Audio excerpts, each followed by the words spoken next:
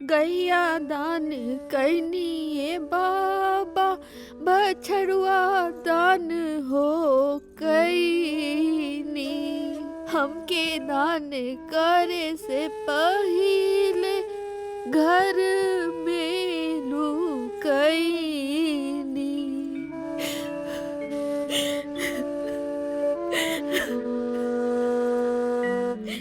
हे गुड़िया के माई, ई का भाई? का भेल समधिन जी? काहे रोवतानी? मत पूछी समधिन जी। ये गुड़िया के विदाई के सोच सोच के कन्यादान के गीत गा गा के रोवेली। आई देखा होता नहीं, आई देखी, ई देखी। ऐसा कोनो तीज परब ना हुई कि इस साड़ी ना खरीदले हो खियन। बाकी सब कपड़ा बेटी के झापी खातिर बक्सा में रख देली। अब हम अपना पागलपन दिखाई। आई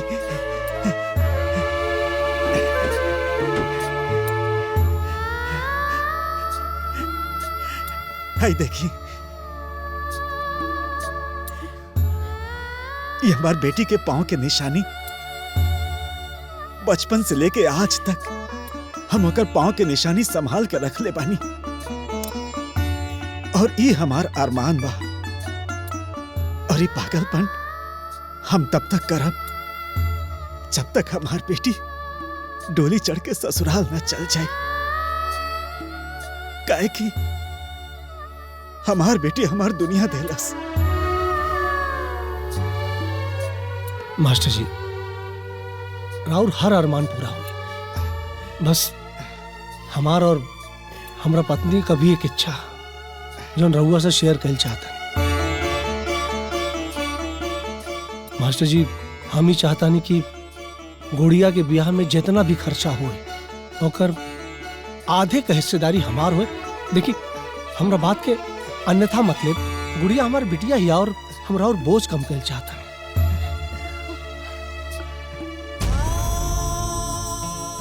कहा से ऐसन विचार हर लड़का वाला के हो।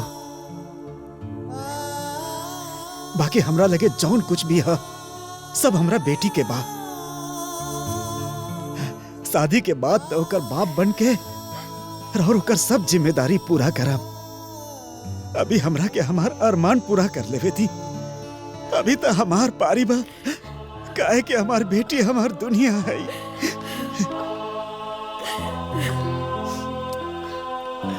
ठीक बा, जैसन रहो इच्छा।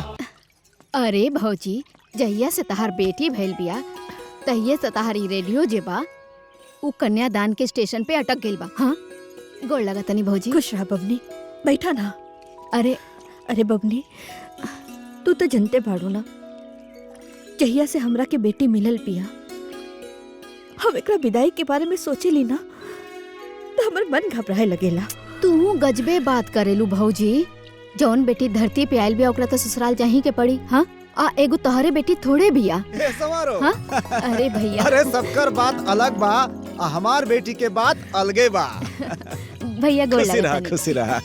जाना तारू, 42 साल के बाद हमार खानदान में हमार बेटी भइल बिया। अरे देख, दादाजी के कोनो बेटी ना है ना, बाबूजी के कोनो बेटी ना, और तू मामा के बेटी हमार भैया के श्रद्धा पूजा देले। यही से रखियो बांधे वाला क्यों ना रहे। अब तू ही सोच, जौन बेटी इतना निक नोहर पे भइल बिया ओकर अलगे बात होई ना। बाकी कुछो कहा भैया, बेटी तो बेटिए नु कहाई, बेटा ना कहाई। जानत बाड़ू, बेटा भाग्य से होला और बेटी सौभाग्य से होले। तभी तो तू जन्मदिन के दिन आइलू है। पाहुन काहे ना आइले? अरे भैया, तू तो जनते बड़ा। जब उनका के कहनी की ए जी कल गुड़िया के जन्मदिन बा, चले के बनू। जन्मदिन सुना, अरे जन्मदिन तो लोग मनाइबे करल हैं, लेकिन जन्मदिन मनल रहे हमरे बाबूजी के। 1989 के बात है। दुद्दू सट्टा नचनिया आयल रहे, कुल लगला कुद कुद नाचे। अरे बाप हो बाप, तब थवा टूट गई। गजब का झमकौआ नाच भइल रहे। कहाँ गइलू हो? ए, ए, गाइलू का। अरे छोड़ ओकरा के, तय आ गइले ना।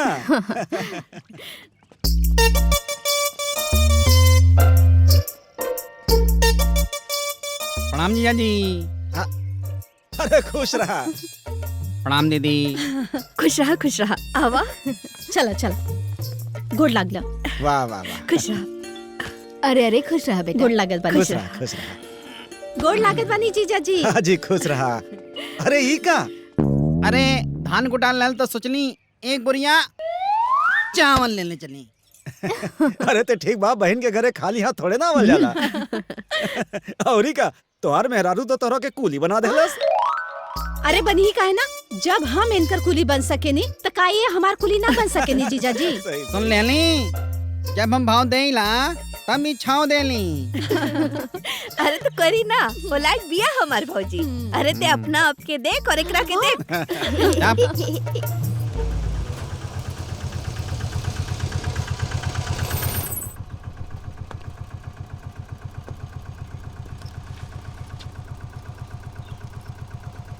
अरे हमारी मेहरारू को छोटकी बहन। अरे लगा तो पाहुन आ गइले। बड़का जीजा आ गई ना। आओ आओ चल। अरे कितना भइल बाबू? 50 रुपया। हाँ 50 रुपया। प्रणाम जीजा जी। अरे प्रणाम प्रणाम, खुश रहा खुश रहा। अरे वाह वाह वाह, प्रणाम पूरी जीजा जी। मंडली पूरा परिवार एक साथ। प्रणाम करता नहीं। हाँ हाँ खुश रहा बाबू खुश रहा। अरे शरीर बुढ़ी हो गई बा, लेकिन साल में एक दिन गुड़िया के जन्मदिन आवेले ना, अपने आप को रोक ना पाए। रघुओ बेटी है ना। हाँ वो तो है। अरे रुका हाँ, अच्छा ठीक बा। आप लोग चली, हाँ हाँ चला हम देता नहीं। चला चला चला। आए। आओ बेटा आओ। वाह हाँ चल।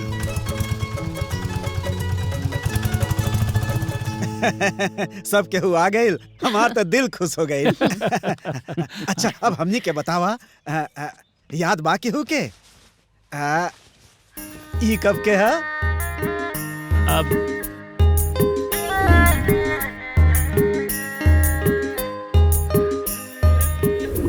भैया जब वो 5 साल के रहे, हमरे गोदी में तो रहे हूँ। बहुत सही। ई बतावा, ई कब के है?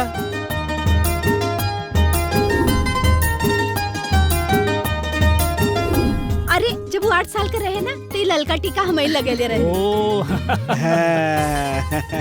बहुत सही। और बतावा, ई कब के बा?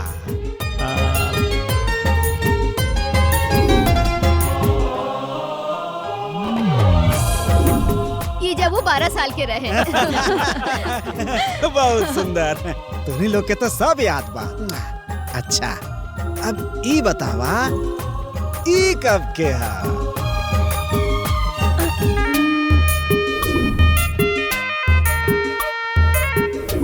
अरे बाबू, एकरा हम कैसे भूल सकीला? गुड़िया जब 19 साल के रहे तब के है। अरे तोहरा के याद बा, ई बर्थडे मामा में लेट हो गेल रही। रहुआ 3 बार फोन कर ले रही हमरा के। वाह, सबके तो बहुत अच्छे से याद बा। हाँ और आज हमार बेटी 22 साल के हो गई बिया।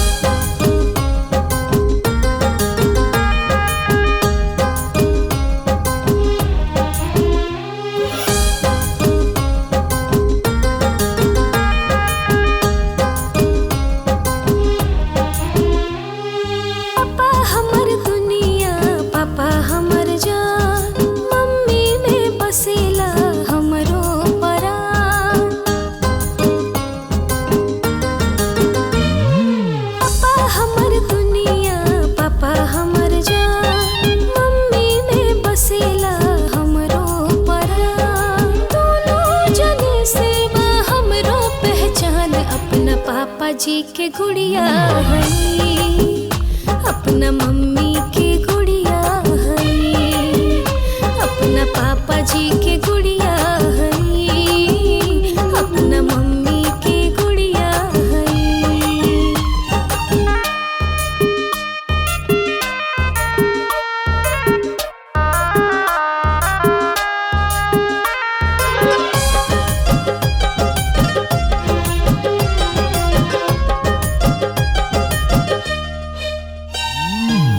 हरदम हमरा पर पापा के रहेला आशीर्वाद हो, हमरा खातिर सब कुछ पापा बाटे सब ओकरा बाद हो। भाग निमन बाकी माँ के बेटी हई, इतना भर भर के नेह मिले ना कहीं। पापा जी मंदिर, पापा जी भगवान, अपना पापा जी के गुड़िया हई, अपना मम्मी के गुड़िया हई, अपना पापा जी के गुड़िया हई, अपना मम्मी के गुड़िया हई।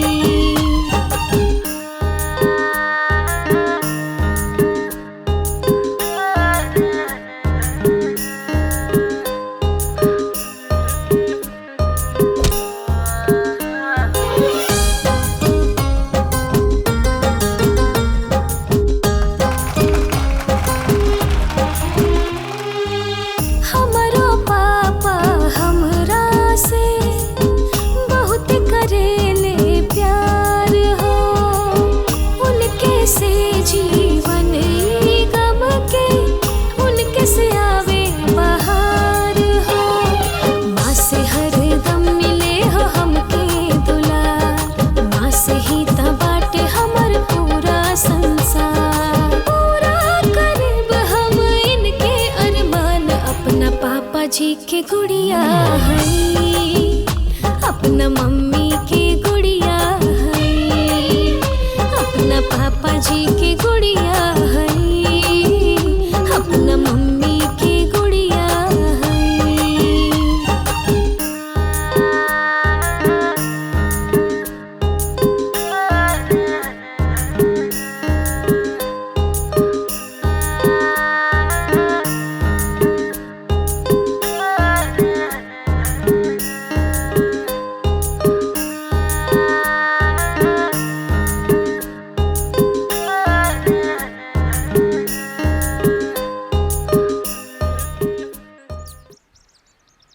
गैया दान कैनी बाबा, बछड़ुआ दान कैनी, हमके दान करे से पहिले घर में लुकाईनी। फरमाई ना तो हमार कन्यादान होता और ना ही हम ससुरा जाता नहीं। हम तो खाली लखनऊ जाता नहीं एग्जाम देवे खातिर। हम जाना तानी। तो रोत काहे बाड़ू? अरे नखरा करत अरिए बाबी, वो तारा जन्मदिन पर। बुआ ए बबनी, तू तो जानत तारू ना, जब भी हमरा से दूर चाले तो हमरा लागे लागे एकर विदाई होता। इतना आसानी से हमारी बेटी के विदाई ना हुई श्रीमती जी। तब कैसे हुई भैया? देख, भले दुनिया अपन बेटी की विदाई यार कार से करत हुई, लेकिन हम अपन बेटी की विदाई डोली से करब। और वो अपना से बनवाई, उनमें मखमल के पर्दा लगवाई। अत नहीं ना, ओकर पहला कहार हम ही रहब। अरे अब ये सब कहाँ होला भैया? अरे भले ना होके, लेकिन ई हमार अरमान बा, हम जरूर पूरा करब। अरे डोली में बाद में बैठैया, पहले गाड़ी में बैठावा। हाँ जल्दी करो माई, लेट होता। बाधा हटाई। हाँ माई। प्रणाम बुआ। अरे खुश रह। खुश रहा जियत रहा। पापा खुश रहा, अपन ध्यान रखिए बेटी। जी प्रणाम। खुश रह। बाय। प्रणाम। दीदी को लगाता नहीं। खुश रह। प्रणाम। अरे बेटा खुश रह, खुश रह, खुश रह। बैठ। संभार के जाइया। बाय। ध्यान रखिए। बाय बाय माई। Bye bye. के फोन करब हम। बाय। हाँ भगवान बेटिया के खुश रखे।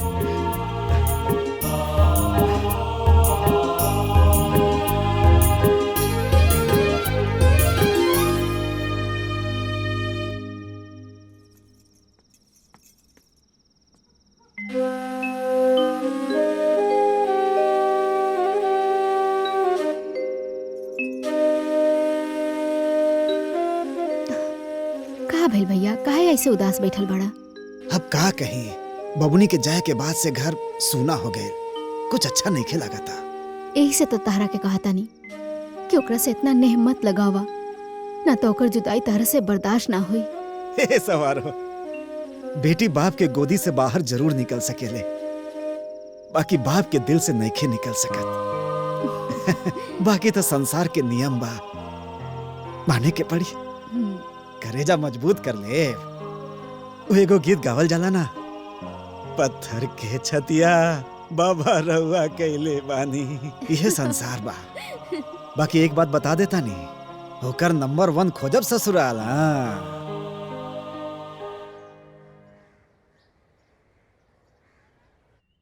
ये है इस शानदार घर के जानदार मालिक बिट्टू के पापा जी।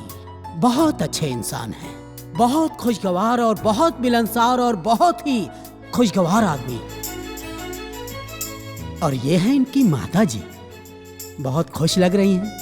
कोई तो बात है आज। और अभी मिलाते हम बिट्टू के बड़े भैया से, बहुत ही शांत स्वभाव, खुश मिजाज, ऑफिस का काम खत्म करके सीधा अपने घर को आते हैं। ये है घर की बड़ी भाभी। देख के आपको लगता है कि ये भाभी है, क्योंकि सास ने अपनी बेटी और बहू में कोई डिफरेंसेस नहीं रखा।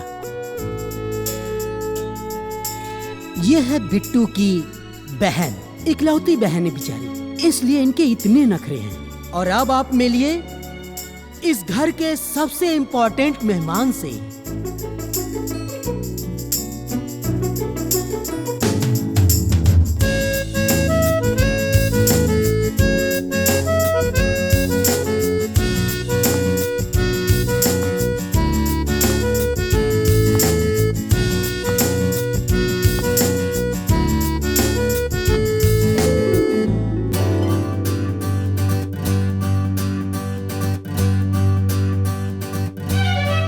Madam, hello. का? अब अगर आपका आदेश हो तो नाश्ता शुरू कर जाओ। हाँ हाँ, एकदम आदेश बा, शुरू कर जाए। खा बेटा।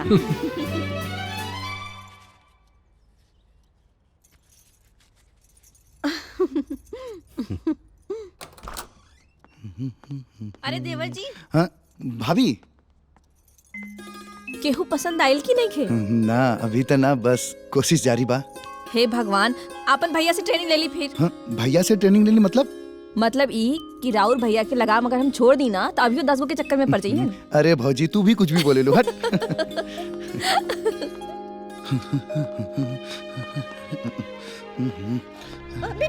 हाँ माँ। भैया के बिहा भइल 4 साल हो गई। अरे कबले दूसर के शादी में गाई बजाई? मतलब तोरा के कोनो लड़की नहीं मिलता? हाँ। तो हम खोज नहीं। माँ तू भी।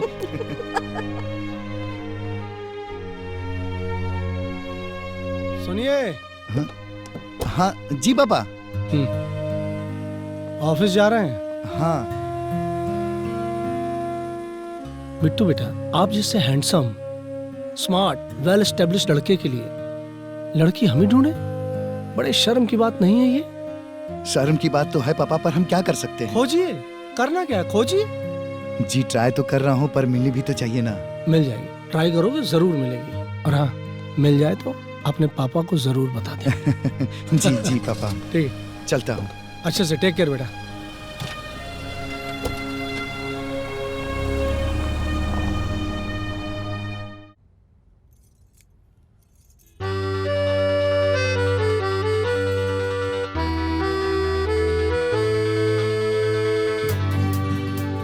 पसंद आया मैम आपको? नहीं, कुछ कुछ और कलेक्शन है क्या? इससे भी अच्छा कलेक्शन है, दिखाता हूँ आपको। आपका स्किन फेयर है, इसमें शायद आपको कुछ पसंद आए। जी।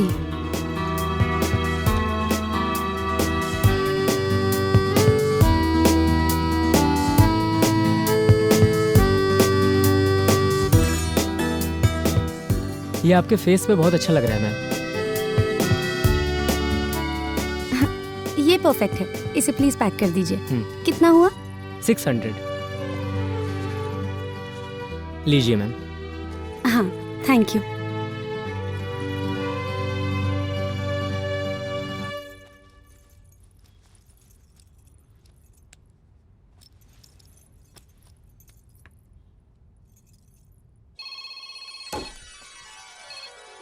हाँ बेटी। हाँ पापा जी, चश्मा खरीद लेनी। अच्छा, चश्मा पहन के तो हमार बेटी बहुत सुंदर लागत हुई। वो तो बेटी के पापा जी ही देख के बताइए।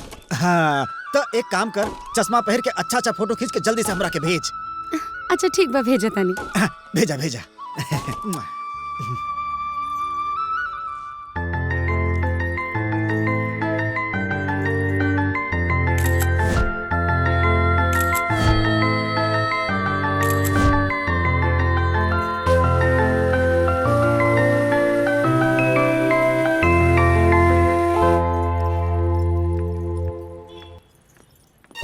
अरे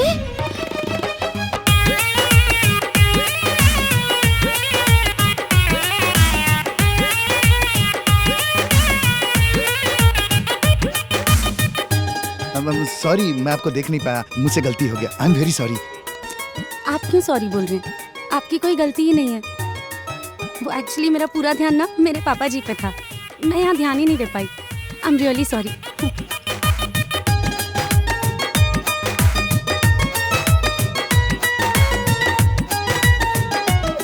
का रउआ एगो लड़की से टकरा गई नी? झूठ तो नहीं के बोले तानी ना? अरे हम सच कहता नहीं भाभी, वो सामने से आवत रहली, हम देख न पौने, बस का भइल ना, दोनों एक दूसरा से टकरा गई। केकरा से टकरा गई? छोटका बबुआ जी ना एगो लड़की से टकरा गई। दे हमरा के दे। पापा, बिट्टू भैया मार्केट में आज एगो लड़की से टकरा गइलन हा। हेलो बबुआ, के रहे वो? कैसा रहे? सुंदर रहे? अरे बहुत खूबसूरत बिया माई। फिर का भइल? अरे भइल का हुई? इनके थप्पड़ मरले हुई और का? ना ना पापा, वो हमरा से बड़ा प्यार से बात कैली। का बोलस बेटा, का बोलस? जब हम सॉरी कहनी तो बोली कि ना ना गलती तो हमार बा। फिर हम सॉरी कहनी। सॉरी? फिर आगे आगे वो चल गई। समझ में नहीं आवत बेटा, तोरा के डरपोक कहीं कि का कहीं? तू बचपन से लेके आज तक हर एग्जाम में टॉप कैला, यही एग्जाम में 4 साल से काहे फेल हो रहा बड़ा हो है? इतना अच्छा मौका मिल रहा है, वो गंवा देला। अब का हुई?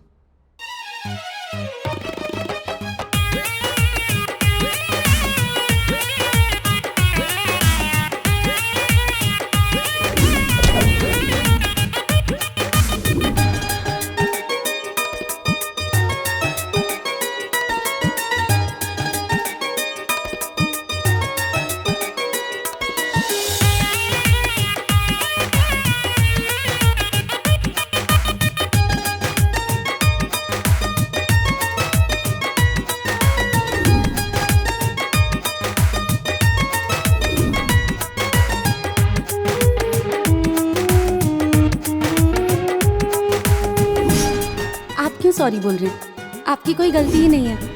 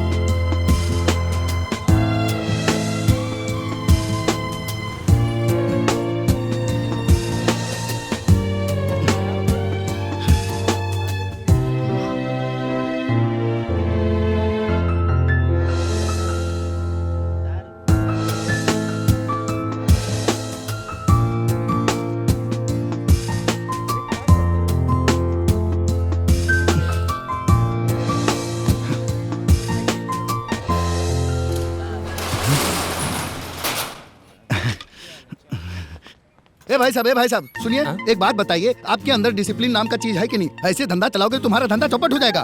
कब से मैं यहाँ वेट कर रहा हूँ। एक बात बताओ, मुझे लगता है कि तुमने बैंक से कोई लोन लिया है और लोन नहीं चुका पाओगे, धंधा चौपट हो जाएगा। तुम तो हाथ उठा दोगे कि मैं तो दिवालिया हो गया भाई। अरे कोई सेंस नाम का चीज है कि नहीं? भाई साहब, आप हैं कौन और तब से ही सुनाए जा रहे हैं? अरे ये मेरी ही दुकान है, मैं इसे पहले खोलूं या बाद में खोलूं या नहीं खोलूं, मेरी मर्जी। आपको क्या प्रॉब्लम है? कब से सुनाए जा रहे हैं बिना विकेट के बॉलिंग किए जा रहे हैं? दरअसल आपसे एक इन्फॉर्मेशन चाहिए था मुझे। मैं आपको सीबीआई वाला लग रहा हूँ? नहीं तो वो क्या है कि वो इन्फॉर्मेशन सिर्फ आपके पास ही है। तो प्यार से पूछिए ना भाई साहब। हाँ, वो क्या है कि कल आपकी दुकान पे सुंदर सी क्यूट सी लड़की आई थी, क्या उसका फोन नंबर एड्रेस कुछ है आपके पास? भाई साहब, आपका ड्रेसिंग सेंस देख के और हाव भाव देख के लग रहा है किसी अच्छे फैमिली से। लेकिन जो आपकी सोच है ना, वो गोबर से भी गंदी है। आपको क्या मैं एजेंट दिख रहा हूँ? नहीं। दलाल दिख रहा हूँ? नहीं। तो क्यों पूछ रहे हो भाई साहब? जाइए ना यहाँ से, जाइए। सुबह सुबह बोहनी खराब कर दिया, हट। बेटा, हम तोरा के गधा कहीं, मूर्खों के मूर्ख कहीं, भकोल कहीं, तेमें कुछ भी गलत ना हुई। तू चश्मा की दुकानिया पे का करे गए लाला? अरे पापा, हम उनका से मिले खातिर ही दुकान पे आयल रहनी। अरे ओके, चश्मा का दुकान खोले क्या का है? जौन रोज रोज वहाँ आई, तोरे पास तनिको सेंस ना का? ऐसा कोनो बात नहीं के पापा, सॉरी। What sorry? दीवानगी में तोरे दमे नहीं खे बेटा। ना ना, ऐसा कोनो बात नहीं के दीवानगी में दम बा पापा। ऐसा बात है। अगर तोरे दीवानगी में दम होत ना तो तू दुकान के चक्कर ना कटता, गली के खाक छनता। अरे आशिक लोग गलियों की खाक छानते हैं बेटा, दुकान के चक्कर नहीं लगाते। ठीक है जी पापा। जाओ, मौके को चूकना मत। ऑल द बेस्ट। हाँ।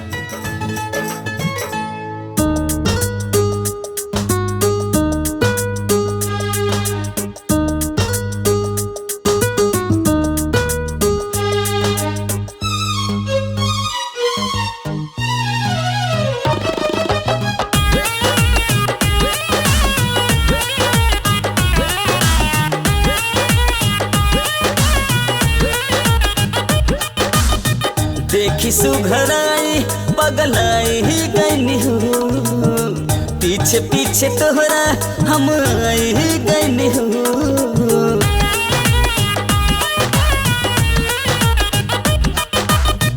देखी सुघराई पगलाई ही गईनी हूँ, पीछे पीछे तोहरा हम आई ही गईनी हूँ। अखियाँ में जादू बाके रूपवा भगवान बड़े तोहरा के धनिया, माटी चलनी में चाल के।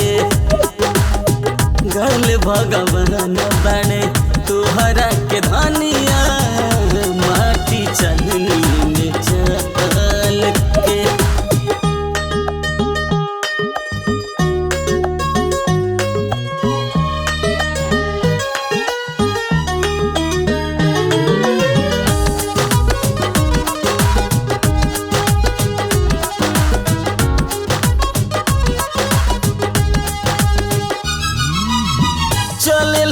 फुलवा झरेला रहिया में, मन कर भर ली तो के बहिया में। चलेलू त फुलवा झरेला रहिया में, मन कर भर ली तो के बहिया में। कवना मिसाल दी हम तोहरा चाल के, कर ले भगवान बड़े तोहरा के धनिया, माटी चलनी में चल के। कर ले भगवान बड़े तोहरा के धनिया, माटी चलनी में चल के।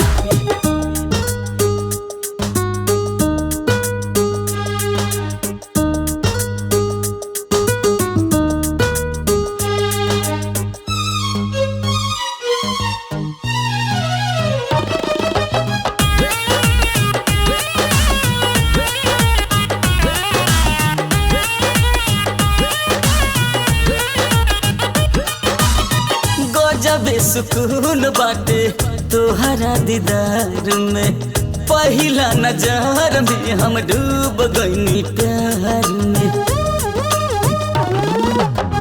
गजब सुकून बाटे तोहरा दीदार में, पहला नजर में हम डूब गईनी प्यार में।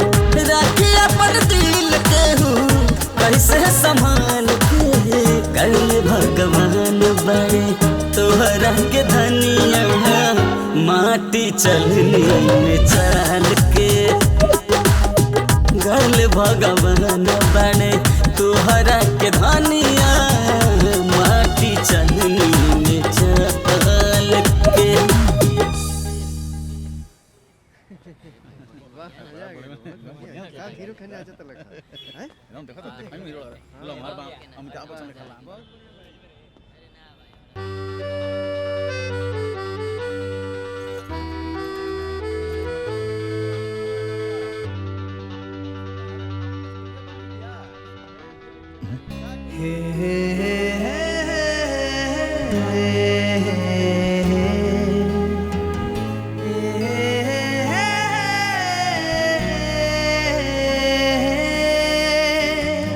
Excuse me.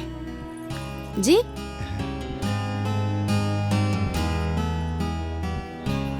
गाड़ी रोक, गाड़ी रोक, रोक रोक रोक रोक रोक। कहिए, कुछ प्रॉब्लम है नहीं नहीं, आपको? प्रॉब्लम कुछ नहीं है। दरअसल मुझे आपसे कुछ कहना था। हाँ तो बोलिए। कैसे कहीं, कैसे कहीं। कहिए। मुझे आप बहुत पसंद है, हमारे साथ शादी करना चाहता हूँ।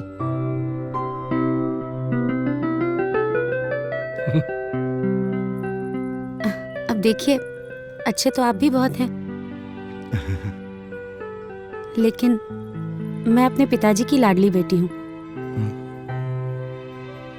और मेरी शादी को लेकर मेरे पापा के बहुत सारे सपने हैं, बहुत सारे अरमान हैं। तो इसीलिए मैं शादी अपने पापा जी की मर्जी से ही करूँगी। सॉरी।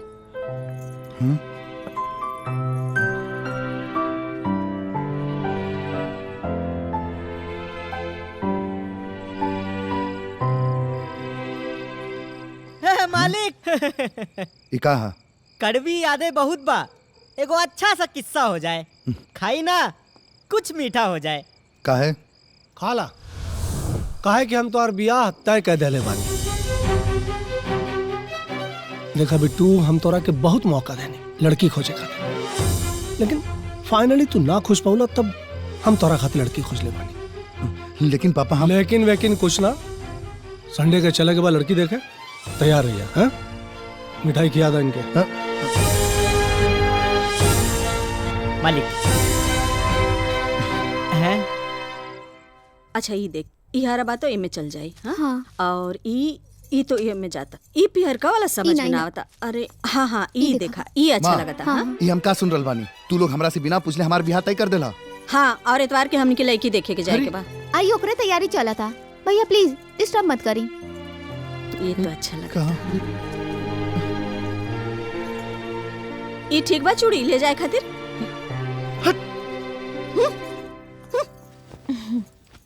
हॉस्पिटल गई रहनी ना? हाँ गया रहनी, अम्मा जी के साथ है। का बोलनी डॉक्टर साहब? डॉक्टर साहब कहनी है कि बच्चा तो 3 महीना के बा, लेकिन बड़ा एक्टिव बा। भाभी भाभी, घर में सबका चल रहल बा।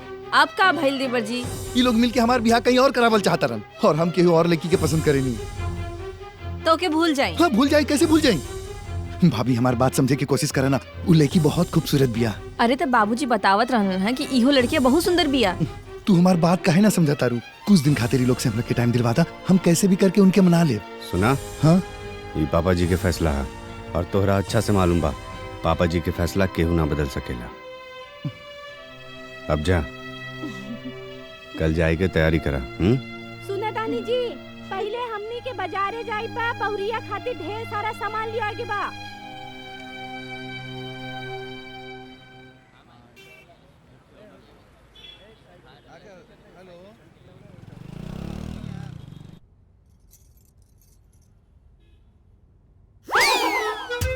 ना नहीं ठीक ना, ई ठीक ना बा। देख। अच्छा ई वाला ये देखिए खूबसूरत है, बहुत बढ़िया।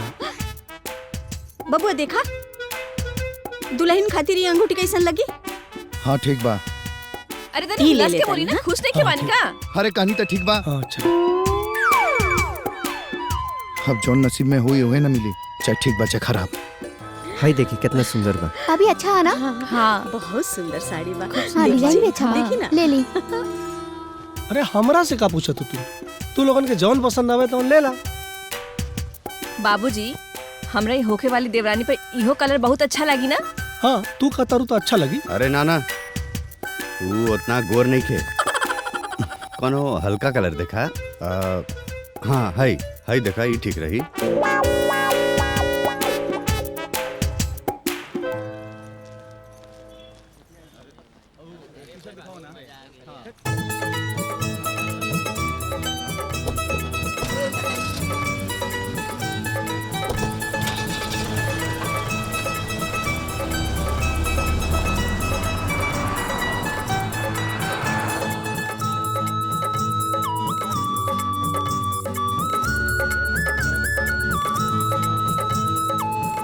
कितना पैसा भाई?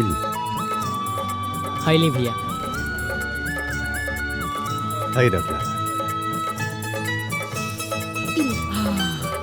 घी की बनी मिठाई, मिठाई में खुशबू आई है। लड्डू पेड़ा लेके चलिए, आज मेरे भैया की सगाई है। चलिए जी।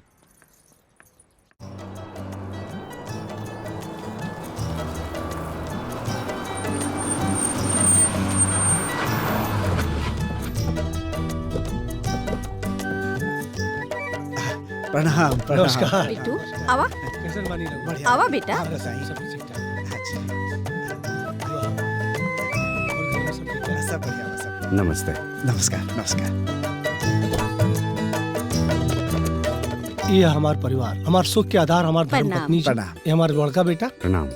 बहू, प्रणाम। नमस्ते वो हमार बिटिया, नमस्ते। और ई राउर होके वाला दामाद। नमस्ते।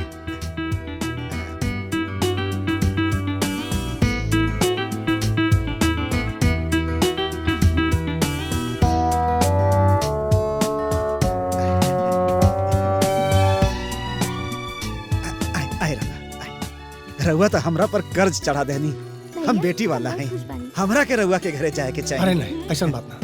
रहुआ के पता है, भगवान के जवन घर पसंद होला ना, वही घर में बेटी दे। और ऐसे घर के चौखट का दर्शन कईल बेटा वाला खातिर सौभाग्य के बात है। और जरूरी ना कि हर बेर बेटी वाला ही झुके।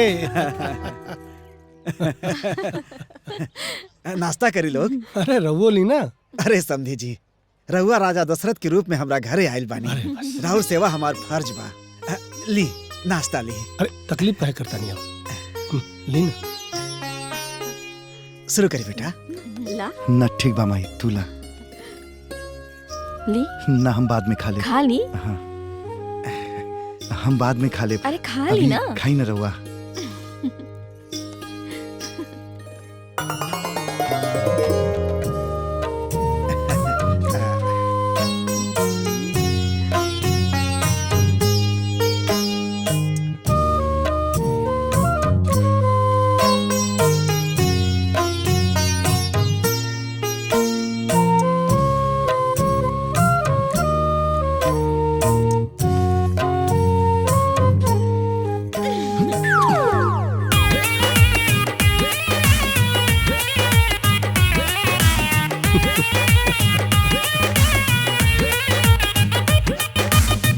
देखी सुघराई पगलाई ही गईनी हूँ, पीछे पीछे तोहरा हम आई ही गईनी हूँ।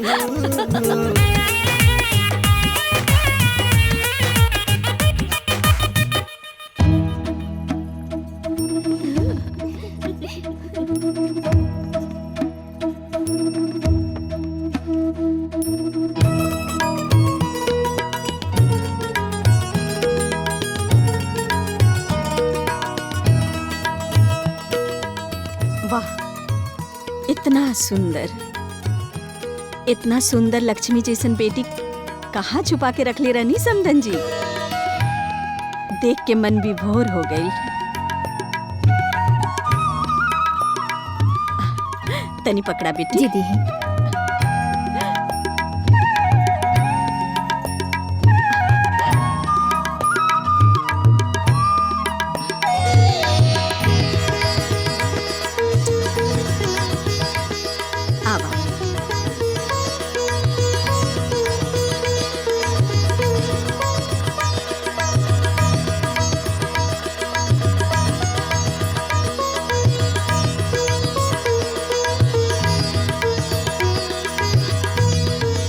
बेटा गुड़िया के पहना दा।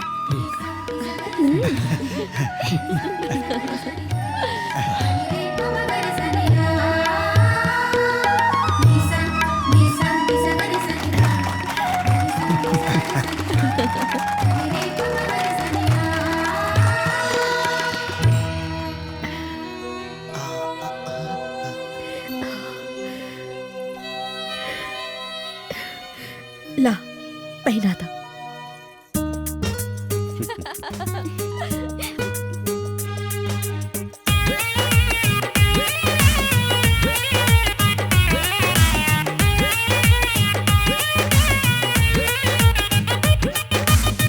देखी सुघराई पगलाई ही गईनी हूँ, पीछे पीछे तोहरा हम आई ही गईनी हूँ।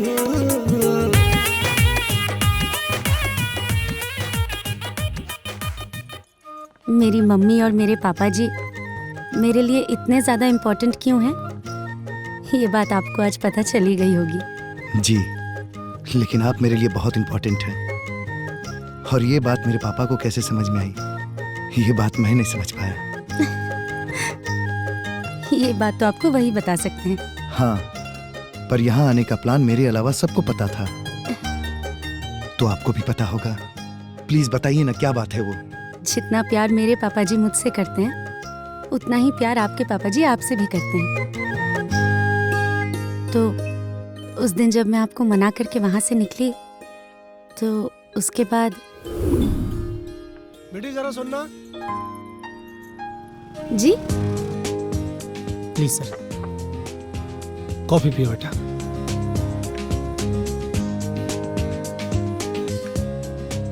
बेटा वो लड़का के गलत मत समझिए, वो हमारा बेटा, बहुत प्यारा बच्चा। दरअसल हमनी अपना लड़का खातिर बहू खोज रहल बानी। दरअसल हमने एक ऐसा लड़की खोज रहल बानी जवन हमारा बेटा के साथ साथ हमारे पूरे परिवार के भी प्यार और सम्मान दे। सच कहीं तो हमने बहू ना बेटी खोज रहल बानी, काहे कि बेटा भाग्य से और बेटी सौभाग्य से मिले ले। जानत बाड़ू, बेटा भाग्य से होला और बेटी सौभाग्य से होले। अंकल, हमार जीवन हमरे पापा जी के अमानत है। हमार खुशी ही हमरे पापा जी के जीवन के आधार है। हम अपना कोनो भी बात से पापा जी के ठेस नहीं की पहुंचा सकत। अगर वह उचित समझी तो उन्हीं से बात कर ली, और फिर बस आपके पापा जी और मेरे पापा जी में बात हुई और सबका यहाँ आने का प्लान बन गया। पता है, यहाँ आते वक्त मेरी हालत इतनी खराब थी जैसे आज मेरी दुनिया ही खत्म हो जाएगी। पर जब आपको देखा तो बहुत सुकून मिला।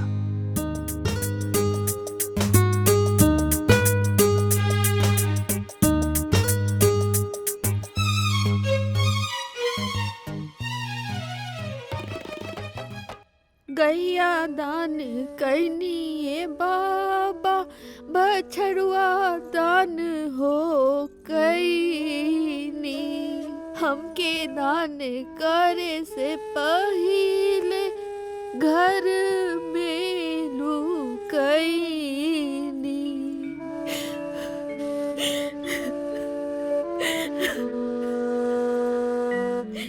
हे गुड़िया के माई, ये कब है? का भेल समधिन जी, काहे रोवतानी? मत पूछी समधिन जी, ये गुड़िया के विदाई के सोच सोच के कन्यादान के गीत गा गा के रोवेली। आई देखा होता नहीं, आई देखी, ये देखी, ऐसा कोनो तीज परब ना हुई कि इस साड़ी ना खरीदले हो खियन। बाकी सब कपड़ा बेटी के झापी खातिर बक्सा में रख देली। अब हम अपना पागलपन दिखाई। आई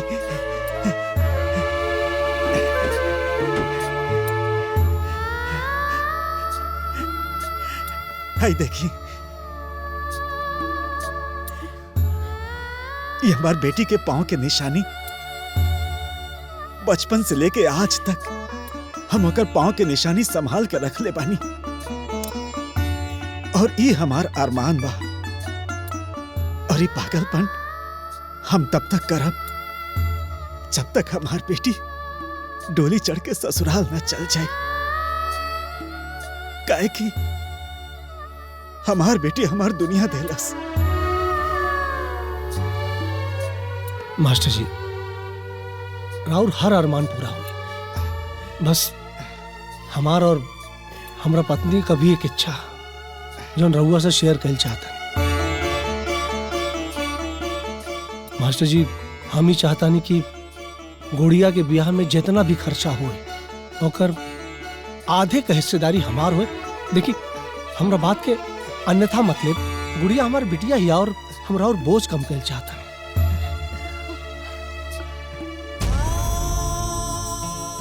कहा ऐसन विचार हर लड़का वाला के हो। बाकी हमरा लगे जौन कुछ भी है सब हमरा बेटी के बा। शादी के बाद तो ओकर बाप बन के और ओकर सब जिम्मेदारी पूरा करब। अभी हमरा के हमार अरमान पूरा कर लेवे थी। अभी तो हमार पारी बा, काहे कि हमार बेटी हमार दुनिया है।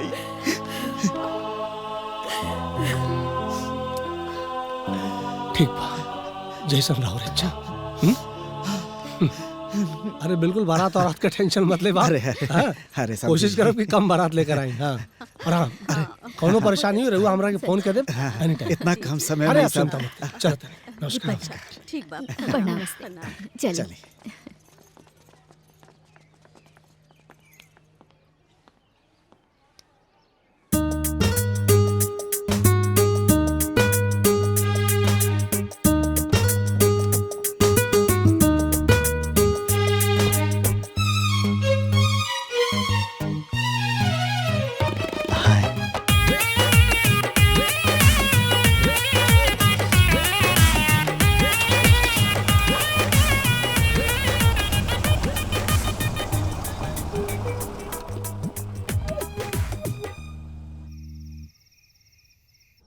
बाप रे, कितना श्रद्धालु बा लोग।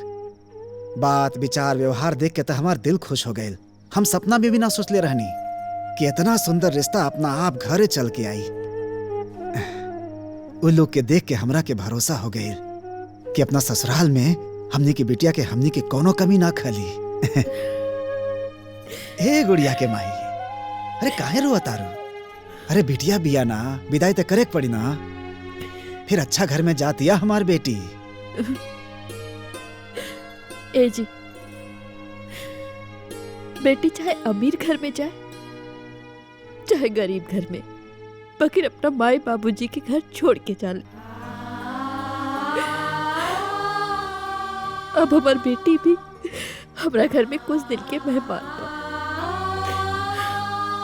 अरे विदाई भइला से बेटी से रिश्ता थोड़ी ना खत्म हो जाई। तोरा के जब मन करी हमरा से कहिया, भेंट करा के ले आई। ठीक बा, जा बिछौना करा।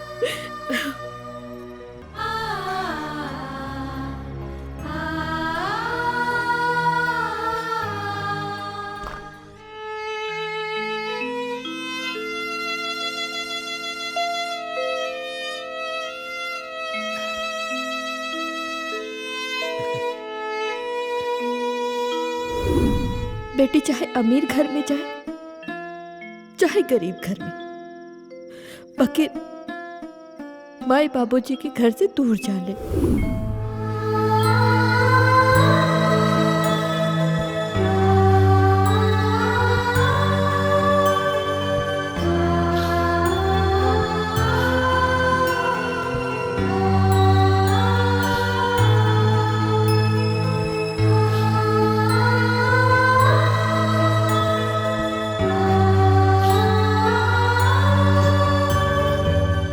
यही से तहरा से कहले रही कि एकरा से ढेर नेह मत लगावा, न तो तहरा से एकर जुदाई बर्दाश्त ना होई। ए सवार, बेटी पराया धन हो के भी पराया ना होले। अरे यही से तो हंस के माई बाप से बेटी के विदाई ना होला।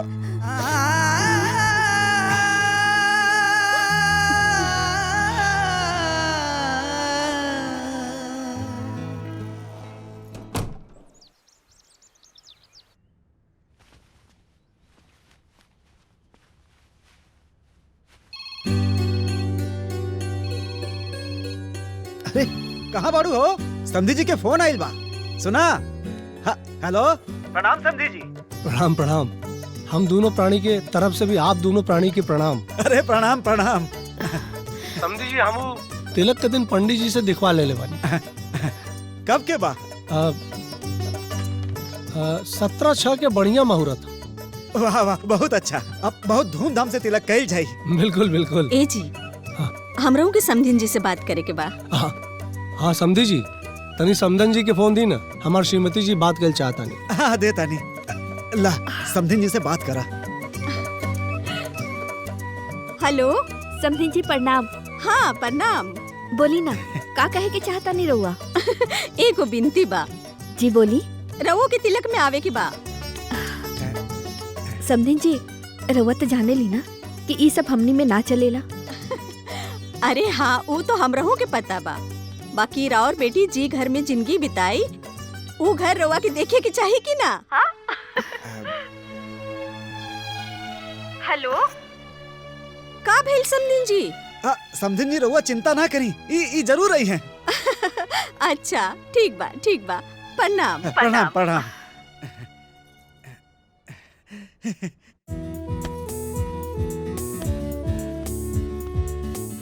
ला दे। अरे माई, अब इनमें जगह कहाँ बा कि और ठूसा तारू? अरे अभी इनमें बहुत जगह बा, 100 गो साड़ी और आ जाई। अरे पर एक गो तो हम बानी, इतना सारा साड़ी का होई? अरे पगली, ये खाली तोहरे पहने खातिर थोड़ी ना बा। अरे वहाँ पे हित नाद बा, गाँव जवार, पौनी परासर सब में बटाई ना, तब तो हाथ बहुत बड़ाई हुई। और तोहरे माई बाबूजी के भी, ये सब तोहरा ना बुझाई। तला यो ठूस दा। हाय ले पकड़। भौजी हो, गुड़ियावा के तब निमन बर मिल गई, ब्याह तय हो गई, तो कुल देवी के मन्नत काहे नहीं उतारत? अरे बबनी, वो हम कैसे भूल सके नी? हा? कौन मन्नत माई? बतावा तानी, तोहरा के अच्छा घर मिल जाए तो हम मैया से मन्नत मंगले रहली कि साथ घरे जाए, सबसे भीख मांगब, गावत बजावत मैया के मंदिर जाए, उनका पूजा करब और मैया के तोहरे भी आए के न्योता देव और कहब, हे मैया, ई जग के तू ही सहारा बाड़ो।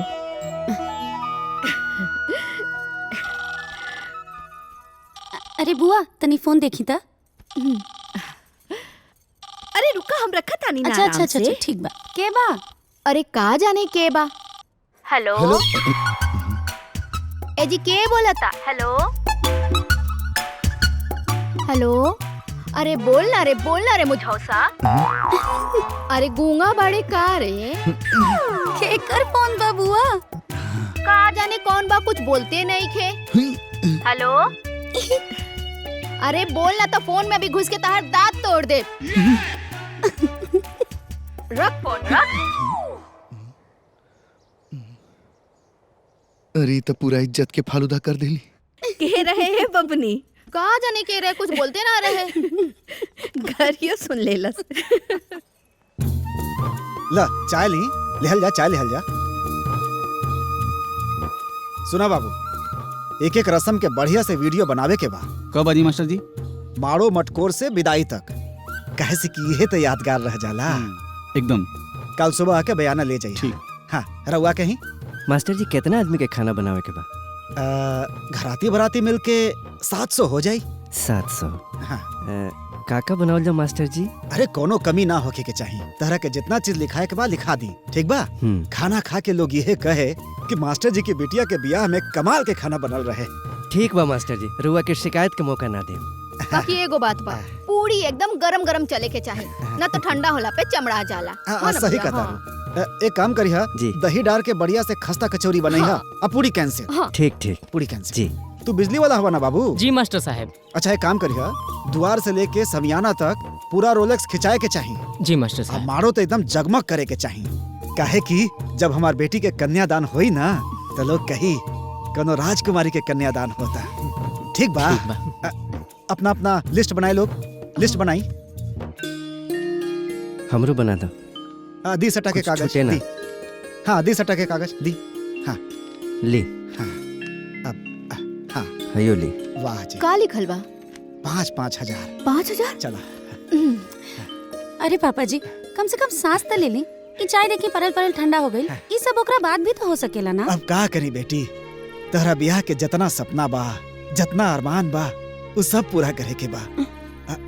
हमरा लगे समय बहुत कम बा ना। इला सटा के कागज हल्दी लगा के बैग में रख दिया। ठीक बा, बाकी चाय गरम करके ले आवता नहीं पी ले रहुआ। जाई रहुआ लोग, कल सवेरे आ जाए बयाना खातिर। ठीक बा जी ठीक बा। नमस्कार। भजवा ले ले बजनी हो भैया, डोलिया ले ले कहाँ, अरे पर्दा जो उठाइले बबुनी हो। भौजी कबो बिना गीतिया गईले कोनो काम कइला?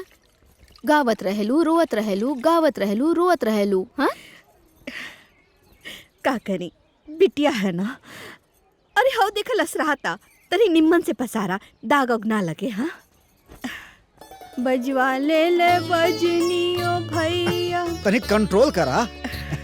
तू हिया बाड़ू हो। का कहता नी जी? खाली गीते मत गावत रहा। ये जितना धोती रंगाता ना, ये सबके सुखा के 51 रुपया बांध के तब चौपेट के रखिया। सुन ले ना रे। हाँ भैया। हाँ, ताकि तिलक में देला से केहू ई ना कह सके खाली धोती देलन। तू चिंता मत करा, केहू कुछ ना कही। सब लोग कही बहुत निम्मन सामान आइल बा। देखा एकर हालत देखा, जब खरीद के आयल रहे तो एकदम चमचम चमकत रहे, लेकिन आज एकर हालत बिल्कुल हमरे जैसन हो गइल बा। जैसे हम बुढ़ा हो गइली वैसे यह ससुर बुढ़ा हो गइल। अच्छा तो पाहुन एजा बड़न।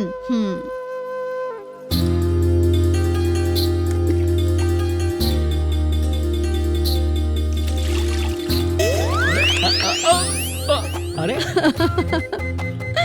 ई क्या करे तारू? ई उम्र में तोहरा के मस्ती आइल बा? हाँ आवत है ऊपर तो तोहरा के बताइला। अरे तो भाई आई ऊपर आई, औते औते हाफ आई लागम। रउआ से तो हमार स्पेशल काम बा। का बाकी हमार बड़ श्रद्धा बा कि अपन बेटी की विदाई डोली से करब। खूब बढ़िया से ओकर डोली बनैहा और ओमे मखमल के पर्दा लगैहा। और फिर हम पहला कहार बन के अपन बेटी के विदाई करब। रउआ चिंता मत करी, बहुत बढ़िया डोली बनाई। हम सुननी है कि रउआ बड़ा दिलो जान से तिलक के तैयारी करत बानी। सब तैयारी हो गिल बा ना? हाँ, अब बर्तन उर्तन किना गइल, गाड़ी वाड़ी बुक हो गइल। और पूरा गांव में तिलक के बुलाहता भेजवा देनी। ऊपर धोती रंगाता, अब बाकी पूरा तैयारी हो गइल। एगो बहुत जरूरी काम तो रहुआ भुलाइए गई नी। अरे का बतावा बेटी, हम कुछ भुला गए नी का? एकदम भुला गई नी। अरे दुनिया भर में बाटे खातिर ऊपर धोती रंगाता। और हमार कन्यादान करे खातिर रउआ नया कुर्ता ना लेब का? अरे बेटी, एगो कपड़ा बा, एगो सियल बा और एगो खादी बा और कितना ले ली? बाकी उस सब पुरान हो गइल बा पापा जी। आप अभी हमरा साथे चली और नया कुर्ता खरीदी। अरे बेटी हम बात करत आनी। काम बाद में होत रही। रउआ चली, आई जल्दी आई। अरे बेटी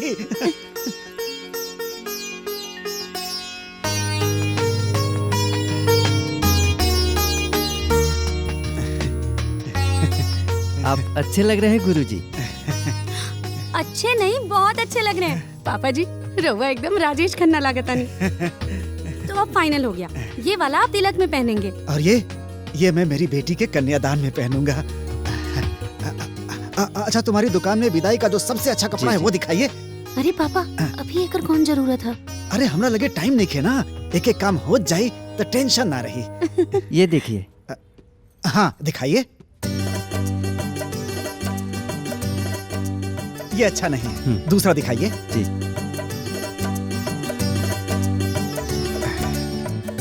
ये वाला, ये भी मजेदार नहीं है, कोई दूसरा दिखाइए। जी जी। बहुत सुंदर बा।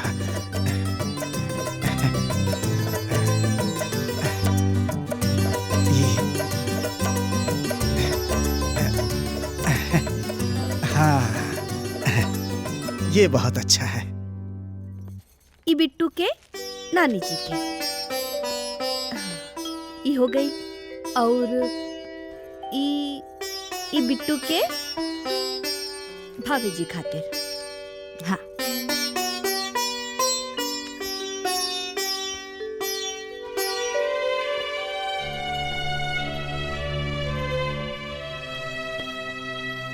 और ई कपड़ा, हाँ, ई बिट्टू के छोट बहन खातिर।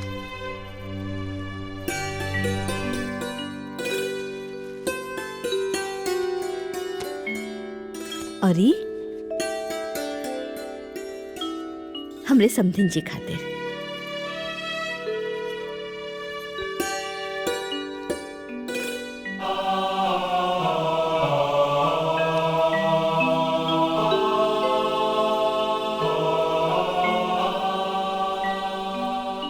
गंगे च यमुने चैव गोदावरी सरस्वती नर्मदे सिंधु कावेरी जलेऽस्मिन् सन्निधिं कुरु। मंगलम भगवान विष्णु मंगलम गरुड़ध्वजः मंगलम पुंडरीकाक्ष मंगलाय तनोहरि। कर्पूर गौरम करुणावतारम संसारसारम भुजगेन्द्रहारम सदा वसंतम हृदयारविंद्रे भवं भवानी सहितं नमामि। स्वस्ति न इंद्रो वृद्धश्रवा स्वस्ति न पूषा विश्ववेदा।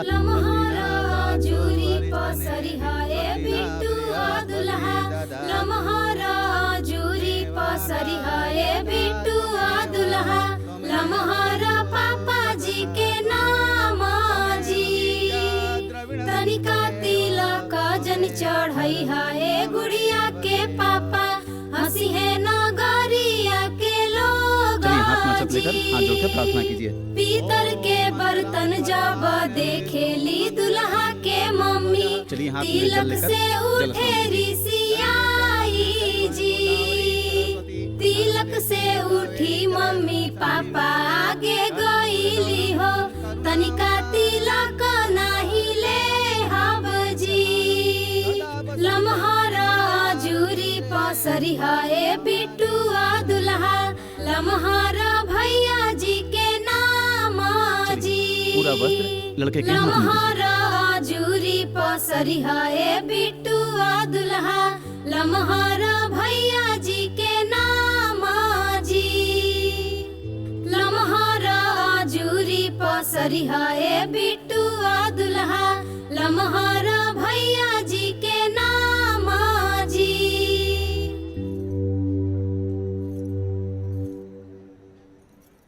कोठा के ऊपर ऊपर पायल बाजेला आवेली कौन बहू रानी जी गोपाल प्यारे के गारी जी गोपाल प्यारे के। नहीं मोरा मन भावे राम लक्ष्मण नहीं मन भावे जटाधारी जी गोपाल प्यारे के गारी जी गोपाल प्यारे के। एक ताजे मन भावे रसिया मनमोहन रसिया उन्हों के आसन बड़ा भारी जी गोपाल प्यारे के गारी जी गोपाल प्यारे के गारी जी गोपाल प्यारे के।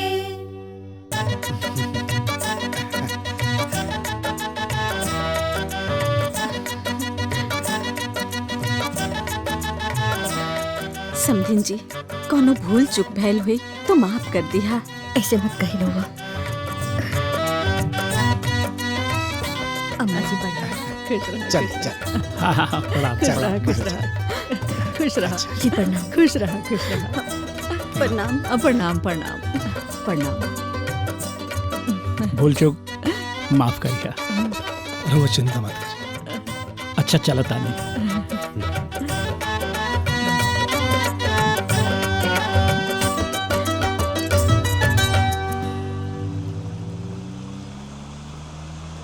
देख लू तोहरा बेटी खातिर ऐसन घर खोज देनी कि जीवन भर राज करी।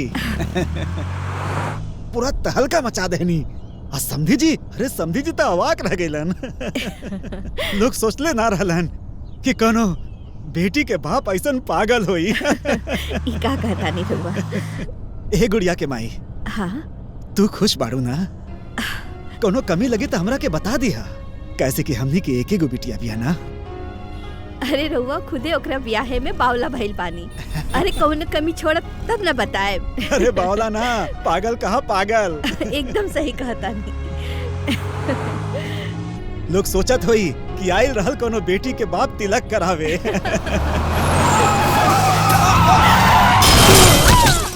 का? कैसे भइल? अरे कहाँ भइल? का भइल? का भइल? कोनो बात बा का बाबूजी? का भइल? कुछ तो बोली बाबूजी, का भइल? बोली ना। अरे दामाद जी बोली ना का भइल? अरे बोलत काहे नहीं कि का भइल? बिट्टू के सास ससुर का एक्सीडेंट में डेथ हो गई।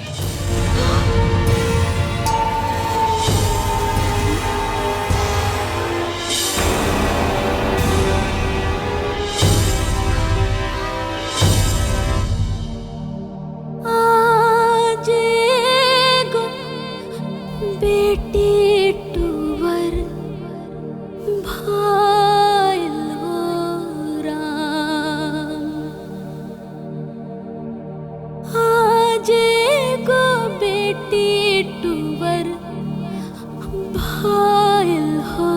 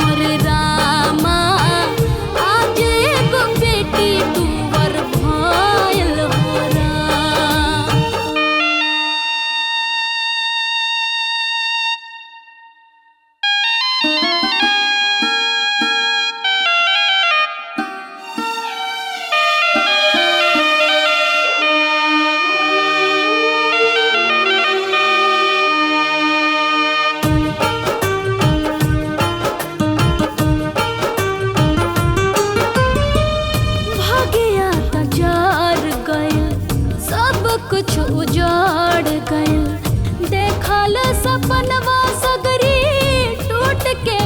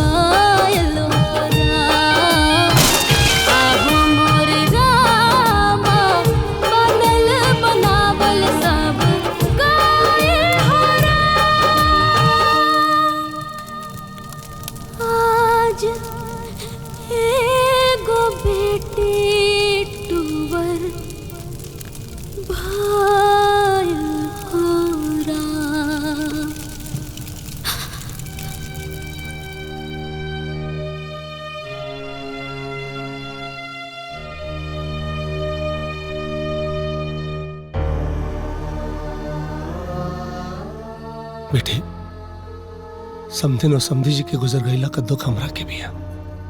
जौन तू खोले बाड़ू वो बच्चन खातिर बहुत अनमोल चीज होले।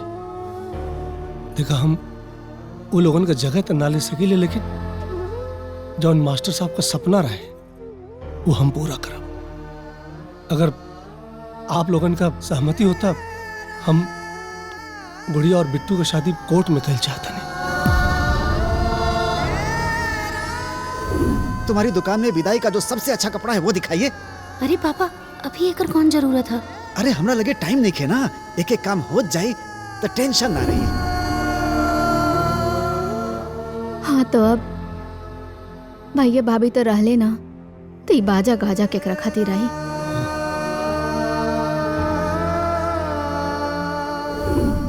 द्वार से लेके समियाना तक पूरा रोलेक्स खिंचाए के चाहिए। जी मास्टर साहब। हमारो तो एकदम जगमग करे के चाहिए। काहे कि जब हमार बेटी के कन्यादान होई ना तो लोग कही कोनो राजकुमारी के कन्यादान होता। रउआ ठीक कहता नहीं महाराज। बेटी के उद्धार हो जाए।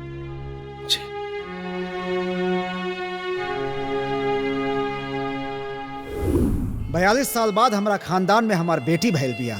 अब तू ही सोच, जौन बेटी इतना निक नोहर पे भैल बिया ओकर अलगे बात हुई ना। हमरा हिसाब से अब गुड़िया अपना ससुराल चल जाओ। अब सबसे बड़का काम इहे बा।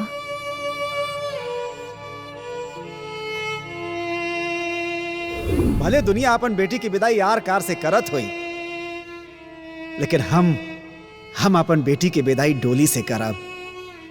और वो अपना से बनवाई, उनमें मखमल के पर्दा लगवाई। अत नहीं ना होकर पहला कहार हम ही रहब।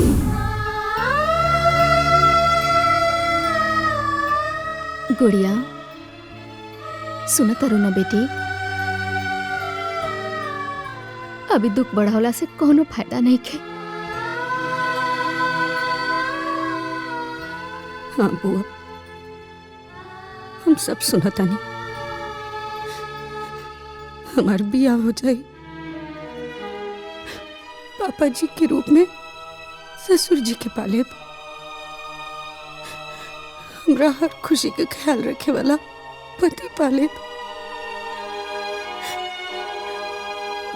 बाकी हमार मम्मी पापा जी हमरा बिया के लेके जौन सपना सजोले रहे वो तो अधूरे रह जाए ना बुआ। और हमार कोनो भाई भी तो नहीं खे कि मम्मी पापा के सपना के पूरा करे।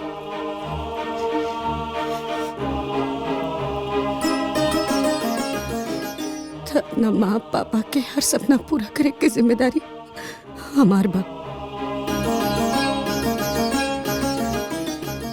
उनकर सारा अधूरा अरमान पूरा करब हम। और ब्याह वही डेट पे हुई जैसे हमारे पापा जी चाहते रहे।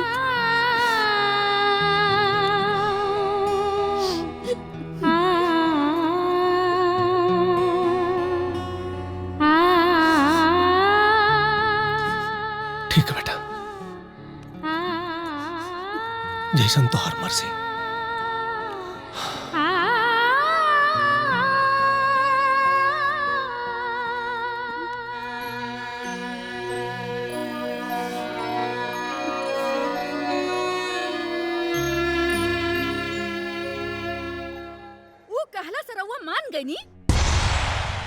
अरे जौना लड़की के बियाह तय होत ही इतना बड़ा सगुन हो गईल, उहे लड़की के रउआ चाहता नहीं घर में लावे के। अरे दमाद जी एगो बदकिस्मत लड़की के घरे लाइब तरौरो किस्मत खराब हो जाई। पढ़ल लिखल होके काहे नहीं के बूझत। माई ये कहा तड़ू? हाँ का कहता नी तोरो के बतिया नहीं के बुझात। अरे ई ता गनीमत था कि अब सगुन ऊ घर में भइल बा। अगर उहे अब सगुन ई घर में होत ना, कहीं के ना रहती बिटिया, कहीं के ना रहती। कुछ भी मत बोली अम्मा जी। हानि लाभ जीवन मरण सब विधि के हाथ में होला। ऐसा दकियानुसी बात के हम ना माने ले। हाँ ना मानब। अरे आज ले कोनो बात रहुआ मन्नी है हमार जे आज मानब। अरे जरा आंख उठा के आसपास में नजर दौड़ा के देखी गांव जवार में, जौना घर में ऐसा अपसगुन होला उ घर में बियाह ना होला। अरे जोन गांव ज्वार बोला था जे ई समाज बोलेला उहे ना कहे के पड़ी कि अपन मने से सब कुछ कह रहल बानी। ठीक बा, रउआ बहुते ना समझदार बानी, त जोन मन होके करी, जोन मन होके करी। हम आज के बाद कुछो ना बोलब, ना बोलब अब कुछो हम ना बोलब। आज के बाद ही घर में हम कौनो बात ना बोलब। करा लोग सब जोन समझ में आएगा। रवा ये बतिया तनी ठीक से ना कह सकत रहनी। रवा के तो पता बा राव ऐसन बात से माई कितना चिढ़े ले। तो जाके माई की मनावा, जाके मनावा। अरे तो माई भी आ हमार मने भी करम ना। मनावा जाके। ये घर में खाली दुइये लोग समझदार बना है, एक ही और एक इनकर माई।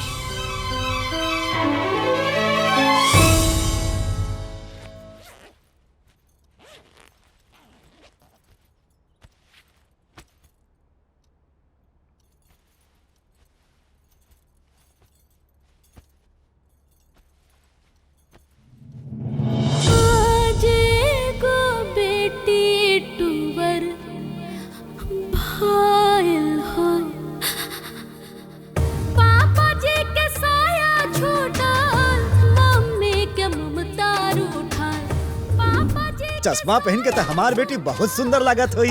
वो तो बेटी के पापा जी ही देख के बताइए। तो एक काम कर, चश्मा पहन के अच्छा अच्छा फोटो खींच के जल्दी से हमरा के भेज।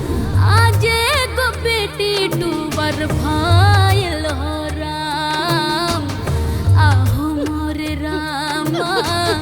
आज गो बेटी टूवर भाईल हो राम। गुड़िया ना बेटी, ना रोल जाला बेटी, चुप हो जा, तू चुप रहा। तू जितना रोबू उतना ही उन लोगन के आत्मा के दुख पहुँचे। चुप हो जा, मत रोआ। अब तू तो अपना पापा के प्यारी बेटी बाड़ू ना। हाँ, तोहर पापा जी तो ये चाहत रहले कि उनकर बेटी हंसत खिलखिलात ससुराल जाओ। तू ऐसे रोबू तो उनकर आत्मा के कैसे शांति मिली, है ना? तोहरा ऊपर बहुत जिम्मेदारी बा। तोहरे पापा का मान सम्मान अरमान सब तोहरा के पूरा करेगा। मत रोवा, चुप हो जा। हाँ गुड़िया बेटा, तोहरा के मजबूत होके के बा।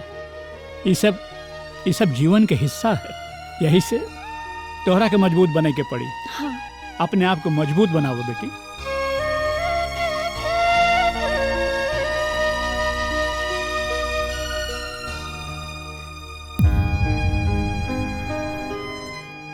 आज से राउर गुड़िया कबो ना रोई पापा जी, कबो ना रोई।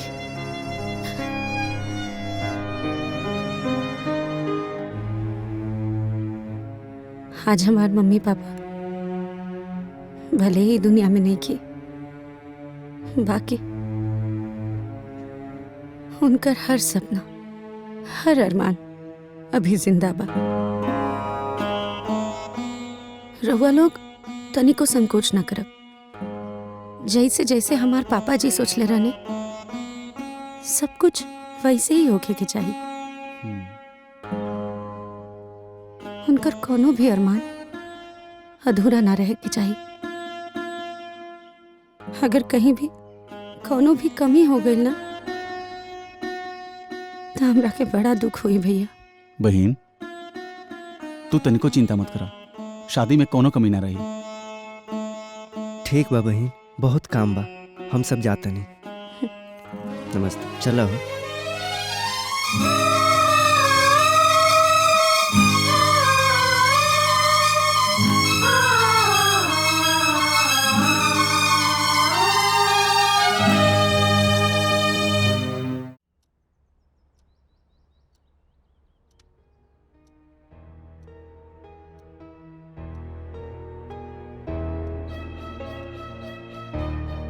अगर कन्या का ग्रह दशा अच्छा ना चल रहा हो तो उसका असर वर पक्ष पे भी पड़ सकता है। हाय देखा बेटी, हम कहा कहले रानी हे महाराज जी, कोनो उपाय बा? अभी भी कुछ नहीं बिगड़ा है। इस विवाह को रोका भी जा सकता है। ही का कारण बानी पंडित जी। महाराज जी यह कहातानी की जानबूझ के परिवार के काल के गाल में ना झोकल जाला, एमे कोनो बहादुरी ना होला। माता जी आपसे तो हाथ जोड़ के विनती है, आप चुप रहिए। काहे गड़न मुर्दा उखाड़ा दानी रहुआ है? एक एक्सीडेंट के एगो लड़की के किस्मत से जोड़ के ओकरा के अशुभ बतावल बहुत बड़ी मूर्खता है माता जी। बाकी पंडित जी तो हाँ महाराज जी, और अपना माई से तनी कम पूछल करा है? कुछ भी देख ले बिटिया, हम सबके भलाई सोच रहल बानी और इल्जाम हमरे पे लागेला। पता ना हम एजा काहे आ गईनी। अब भगवान रक्षा करी घर के।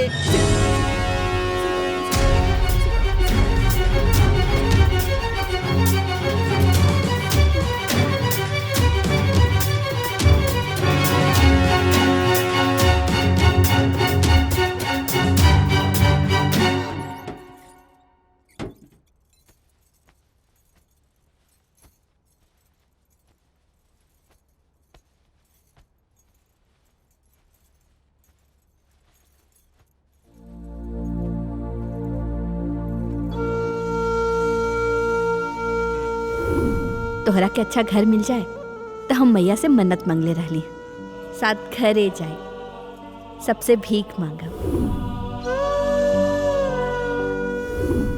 गावत बजावत मैया के मंदिर जाए, उनकर पूजा करब और मैया के तोहरे बियाहे के न्योता देव और कहब ई जग तोहार बा और तू ही सहारा बाड़ू।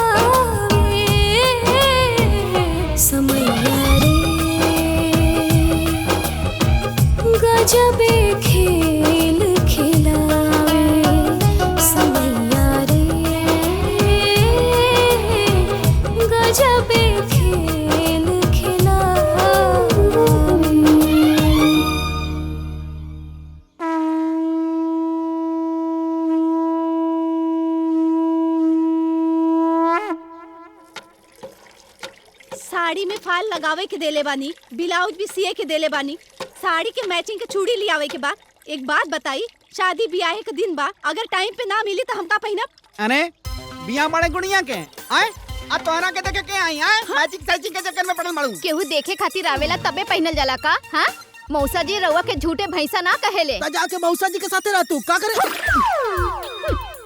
हम ना चलाई। ना चली वो तो जा जा, हम ना रहब का जा। जा उनके घरे जाके मौसा साथे रह ना, बियाह फिर कई देत है।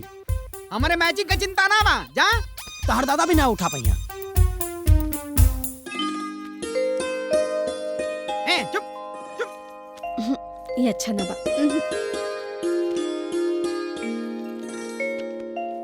आई देखा ई कार्ड बढ़िया बा एकदम। देखा, मंगलम भगवान विष्णु मंगलम गरुड़ध्वज मंगलम पुंडरीकाक्षाय मंगलाय तनोहरि। हाँ, यह कार्ड बढ़िया बा बिल्कुल। हाँ, आज तक कार्ड छपैले बानी, जोन कार्ड चिन्ह में आई, ई देखी, ई कार्ड बढ़िया बा। सुंदर, एकदम बढ़िया, बहुत सुंदर। यही फाइनल करा। ई देखा। अरे कार्ड जौन छपल बा तौन छपल बा, लेकिन कार्ड छपल रहे 1964 में हमरे दादा के। ऐसन कार्ड छपल रहे, लगत रहे कड़वा बोल दी। अरे तू कितना बड़ा फेंकूचन बड़ा, कितना फेंकेला। 1964 में तोरे दादाजी के ब्याह में कार्ड छपल रहल। तोहार ब्याह भइल रहे तो कागज के एक टुकड़ा पे हल्दी लगा के न्योता आयल रहे, और तोरे दादा के ब्याह में कार्ड छपल रहे, और 1964 में। देखा, बहुत बोलता रहा। हम बुजुर्ग समझ के कुछ बोलत ना है, ना तो 1 मिनट में पानी उतार देती तोहार। जान लो। पानी उतार देगा?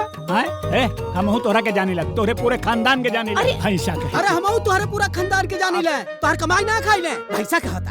अरे चुप हो जाए जी। ए छोटका जीजा, तू ना बड़का जीजा के बिना मतलब चिढ़ावेला। सूप होके चलनियो होके, जेकरे में 72 छे। हाँ, चुप रहा, बहुत हो गए। ओहो जीजा, देखो आई बड़का जीजा, आई देखी कार्ड आज फाइनल करके भेजा आगे।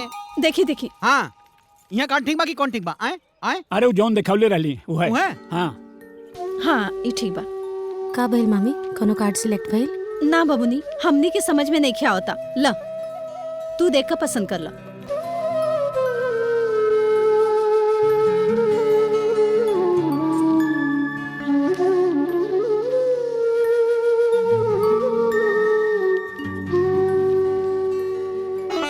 ये वाला ठीक लागता ना? हाँ, अच्छा बा। बहुत सुंदर, एकदम सुंदर। हाँ ठीक। हम तो पहले ही कहते रहने की बहुत अच्छा बा। सुना हलवाई, 2 महीने और बढ़ा लिया। सामान जी, पूरा जी। का जगह भरल बा, कोनो कमी ना हो। जी, जी। जल्दी से बनाओ खाना। ठीक। हाँ, और हाँ, राशन का जितना सामान दिया अच्छी क्वालिटी के दिया, और चावल बासमती वाला दिया। ठीक है चाचा? हाँ। और पैसा की चिंता मत करिए। हाँ, देखा चाय पिया लोगन, कुल्ले कट्टा पेट हो जाई। चाय पी के एकदम मजा आ जाला। अरे चाय तो लोग पियबे करल। हाँ, बाकी चाय तो हम पहले रही 2004 में। अपना बहिनौरे पूरा मिजाज गदगदा गए रहे भैया। जिंदगी भर बिना मीठा और दूध के चाय पीले बाड़न, और आज कानून बघाड़त बाड़न। धत। आई हो दादा, पाहुन चाय तो खत्म हो गइल बा, अब हम भेजवात बानी। अरे बा तोहार कोनो गलती ना, हमारी किस्मत के गलती बा। जा जा जल्दी से भेजवावा, शरीर में ना जा। रहुआ भी ना पाहुन। ठंडी लागत बा, जा जल्दी जा।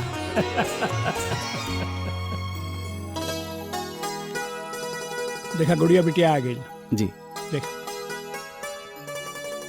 हाईली, ये सब नाम अच्छा से न्योता में छाप। ठीक बा बिटिया।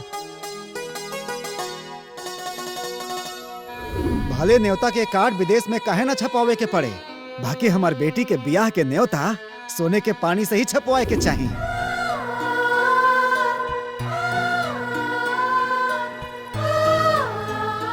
अच्छा काका, बोला ना बिटिया।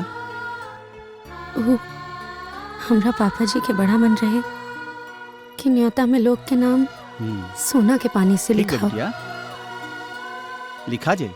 है बाबू, एक को नाम छूटे के ना ना, चाहे। ना, ना, ना जा। छूटे। अच्छा।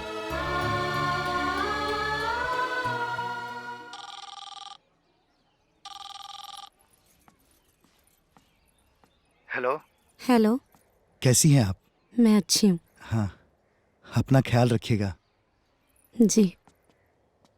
गुड़िया। जी पापा।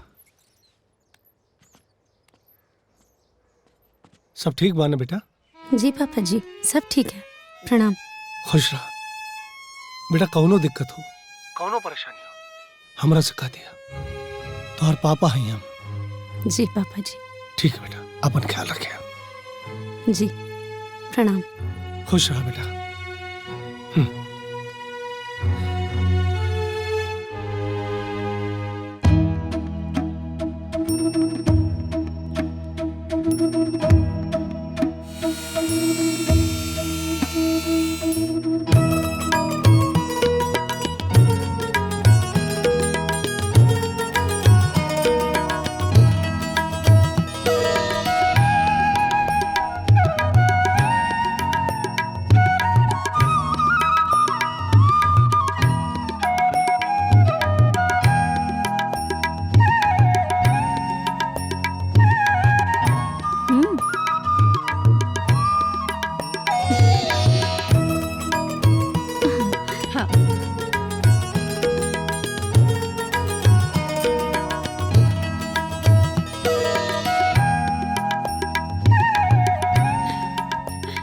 खुश रहा। अरे वाह, हसन बबुआ के हल्दी लगा था। बहुत सुंदर लगा था। अरे मुआ भी ठीक से लगा हुआ।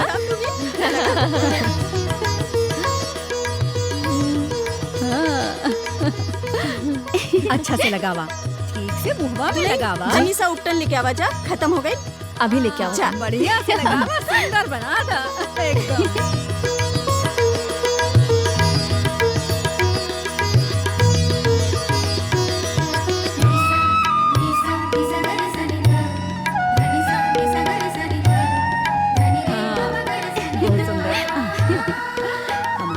सुंदर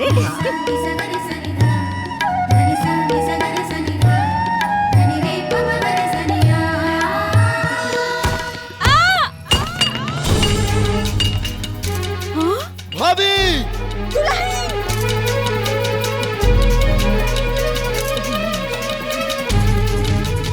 हे भगवान, कौनो अब सगुन मत करिया, बियाह शादी के घर बा। खुश न हो रोई मत, सब अच्छा हो। अब शगुन न करें भगवान, बस।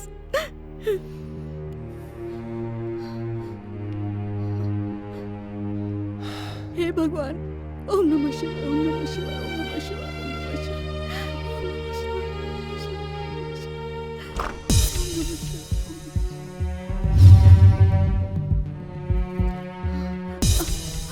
का भइल डॉक्टर साहब? आई एम सॉरी, बच्चा मिसकैरेज हो गया। तब बच्चा गिर गई। जी हाँ। देख लो, हम का कहत रहनी, कहले रहनी अब सगुन होगी, कहले सुनने रहता था। आज हो गए जो लोग कहत रहनी, जो ने डर रहे वह हो गए। अगर कन्या का ग्रह दशा अच्छा ना चल रहा हो तो उसका असर वर पक्ष पे भी पड़ सकता है। हम एक बार कह देनी, बारात वहाँ ना जाए तो ना जाए, वहाँ शादी ना होई। अरे हमार बात सुना, देखा ओकर हमनी के अलावा केहू नहीं के। हमरा के कुछ लेवे देवे के ना बा, ओकर के बा के ना बा। माँ बाप सब चल गए, क्या होकर हमनी के अलावा? हम रवा से कह देनी ना, ओकर से बियाह ना होई। रवा फोन करके मना कर दी। रवा अगर जीत गई नी ना तो हम अपन जान दे दे, जान दे दे, शांत रहो, जान दे दे मां। अरे बात सुना, अरे सुना, अरे कहाँ जाता रू?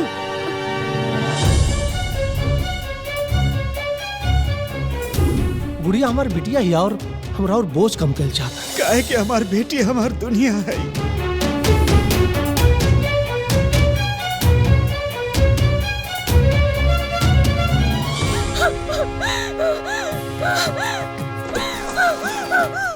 हम हुआ भागिन के कुछ सामानिया ना रह दे, कुछ ना रह दे, ओकर कुछ निशानी ना रह दे, कुछ ना रह दे, कुछ निशानी ना रह दे, आ ना रह दे।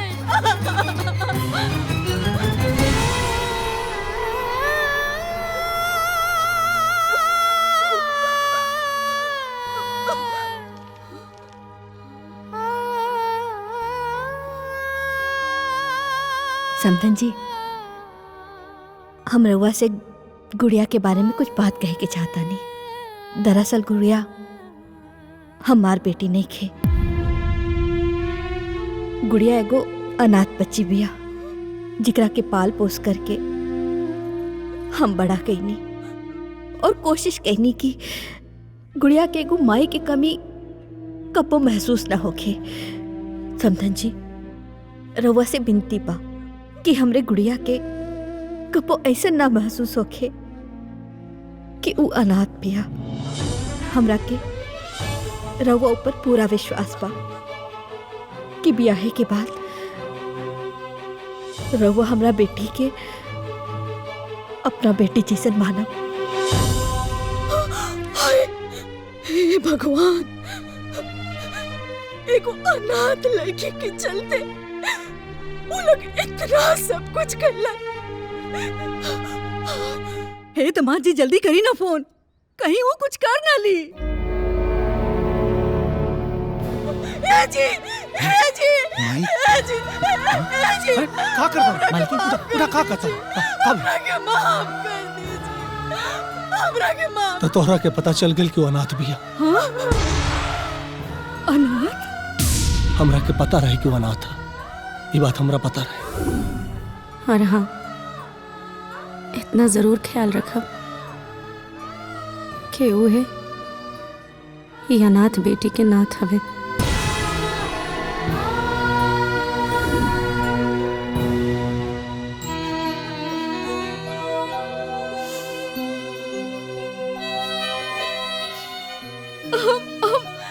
कितना बोलत रहनी अब सगुनी। हे प्रभु, क्षमा करो, माफ कर दीजिए। ए बेटा, हाँ माँ। बाजा वाले को फोन कर, अब बारात जाई।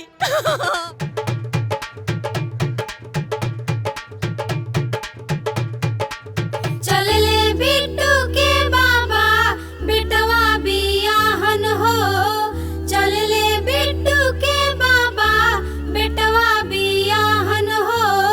दल के चिरैया सब उड़ल जास हो। दल के चिरैया सब उड़ल जास हो। का तू चिरैया सब उड़ल जास हो। हमहू त जात बानी, बेटवा बियाहन हो। हमहू त जात बानी।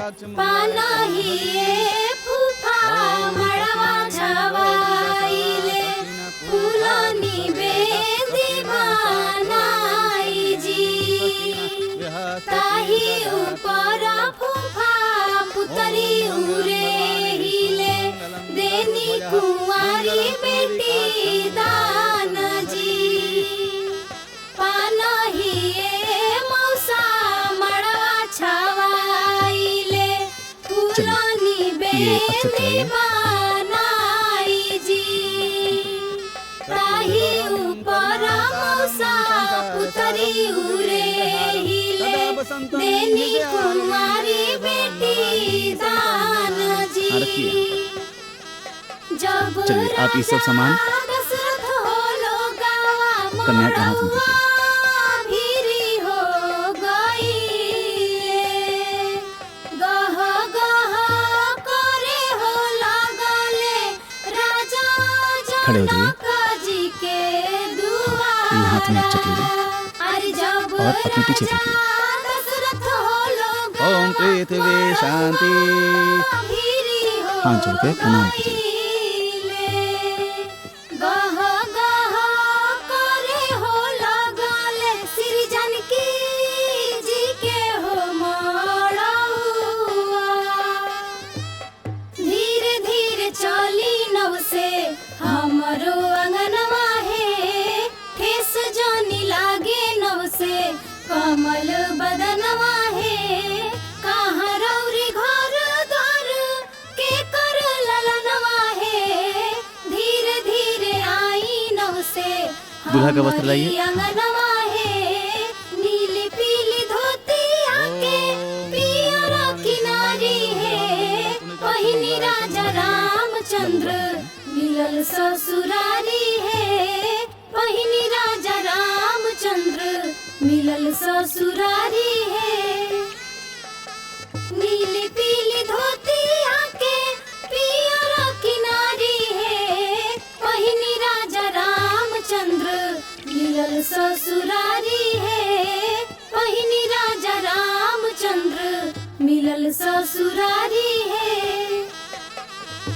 ओम गजाननं भूतगणादिते सेवितं कपितजम्बू फलचारुभक्षणं उमासुतं शोकविनाशकारं नमामि विद्युन्सर्पादपङ्कजं। कन्यादान के लिए बुलाइए। कन्यादान कौन करेगा?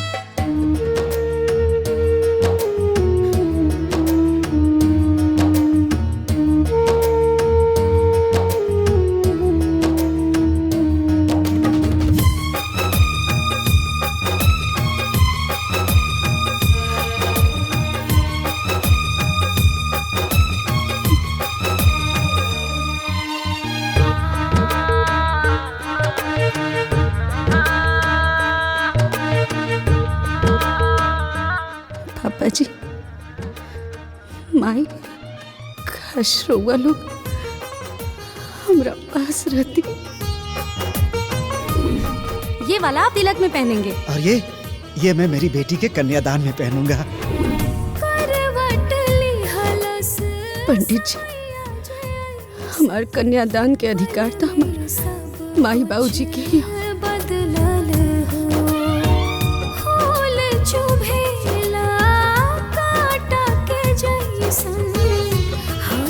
भाई को बुलाइए।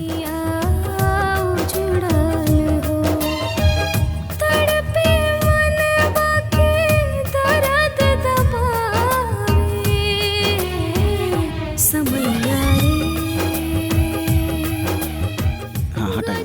चलिए दोनों हाथ से वर के हाथ में दीजिए और आप यहाँ गणपति के पास छोड़ दीजिए। अब दोनों लोग हाथ जोड़िए। दुल्हा जे हाथ पसारे ले आज हम बियाह भी हो दुल्हा जे हाथ पसारे ले आज हम बियाह भी हो धीरे रहिए दुल्हा धीरे रही अब ही तो बाबूजी घरे हो धीरे रहिए दुल्हा धीरे रही अब ही तो बाबूजी घरे हो दुल्हा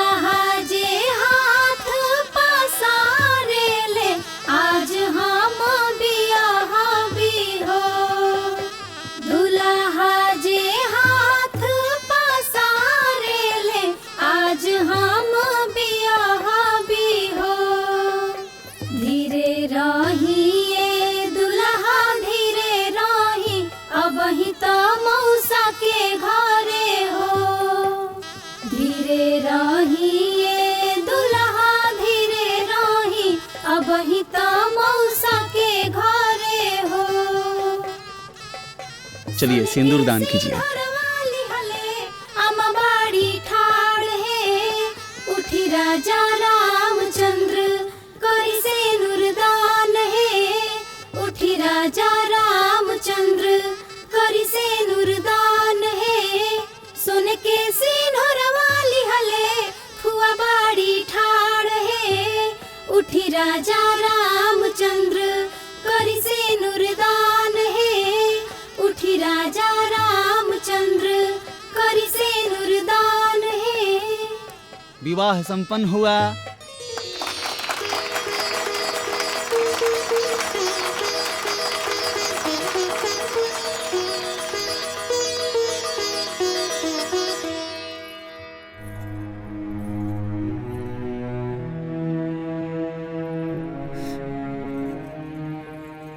माई चंद्र गरे हनवाय बेटी मुरसीने लागेला सूरज गरे हनवा भीनु सा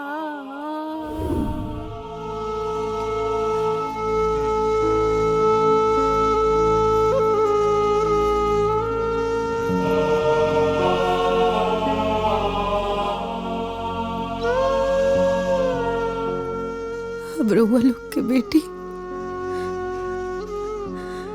अपना नैहर से विदा होके जा रहल बिया। अपना दिल पे पत्थर रख के हमरा से जितना भइल रउआ लोग के अरमान के पूरा करे की कोशिश कईनी। अगर रउआ बेटी से कोनो गलती भइल होके तो माफ कर देब।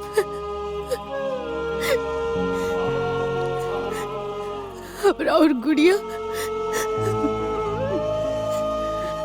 अपना ही नैहर में कबो नहीं कबो नहीं।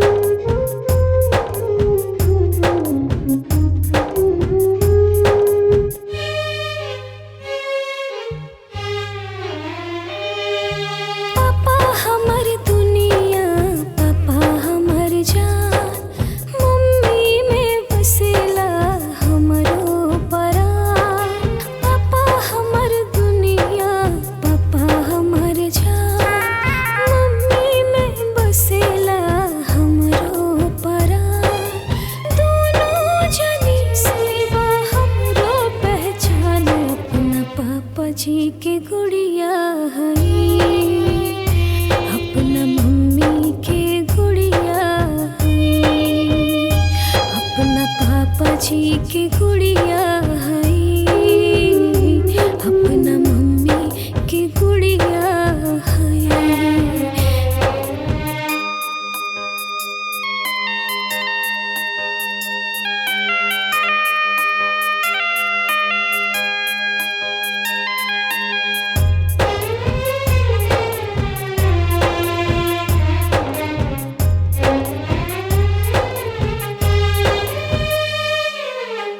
छूटल जाला हमरा से अब नैहर के जहान हो पूरा कहीं मम्मी पापा के रहे जे अरमान हो मम्मी के याद अंगनैया छूटे पापा बिना आज हमर डोली उठे के काहे गुड़िया के राखी हमर ध्यान अपना